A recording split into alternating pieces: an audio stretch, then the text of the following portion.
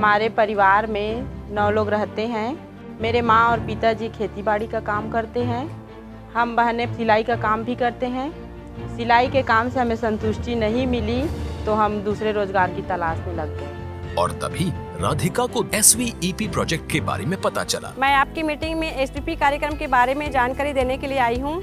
उसे बताया गया कि इस प्रोजेक्ट के अंतर्गत CRP-EP बनकर एक तरफ तो वो समूहों की महिलाओं को उनके बिजनेस सेटअप करने में मदद कर सकती है, साथ ही मार्केटिंग एजेंट के रूप में वो स्वयं भी अच्छी आमदनी कर सकती है।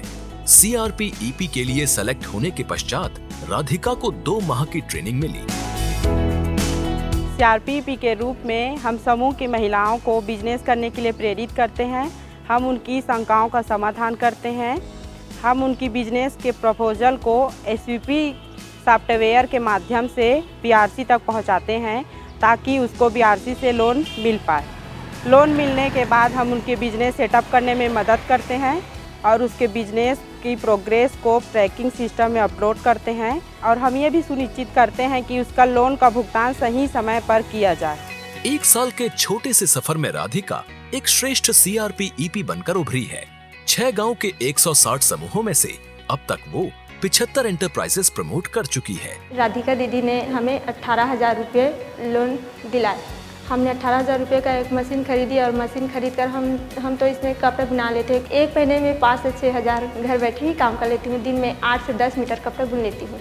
उद्यमिता का जब हमें विकास करना है तो हमें उस महिला या पुरुष को अपने पैरों पर खड़ा करना है जो उद्यम करना चाहता है। सरकार एक निश्चित समय तक ही उनको सपोर्ट कर सकती है, लेकिन उसके बाद उनको स्वयं से उसको चलाना होगा और इसके लिए उनको इस काबिल बनाना होगा कि वो जो भी उनका एंटरप्राइज है उसको आगे कंटिन्यू कर सकें। तो उनको इस काबिल बनाने के लिए उनको किस प्रकार से सपोर्ट करना है, इसके लिए हमने एक एंटरप्राइज CRP की स्ट्रेटजी यहाँ पर रखी है।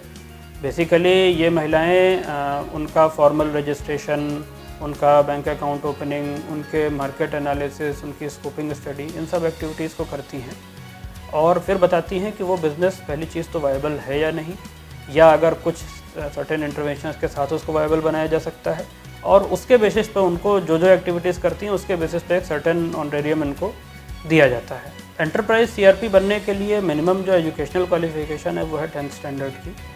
एज 50 साल से कम होनी चाहिए, किसी समूह की वो सदस्य हो और सबसे महत्वपूर्ण चीज़ है कि उसका एटीट्यूड क्या है, उसकी विलिंगनेस क्या है। अगर वो स्वयं में विलिंग है कि मुझे अपने क्षेत्र की महिलाओं को जो उनके छोटे उद्यम हैं उसमें सपोर्ट करना है और अगर वो पूरी लगन के साथ काम करने के लिए तैयार है तो वो CRP-EP बन सकती है। राधिका जैसी हजारों नायिकाएं CRP-EP के रूप में देश भर के ग्रामीण क्षेत्रों में लाखों उद्यमियों को बढ़ावा दे रही हैं। उनकी जिंदगियों में खुशियां घोल रही हैं।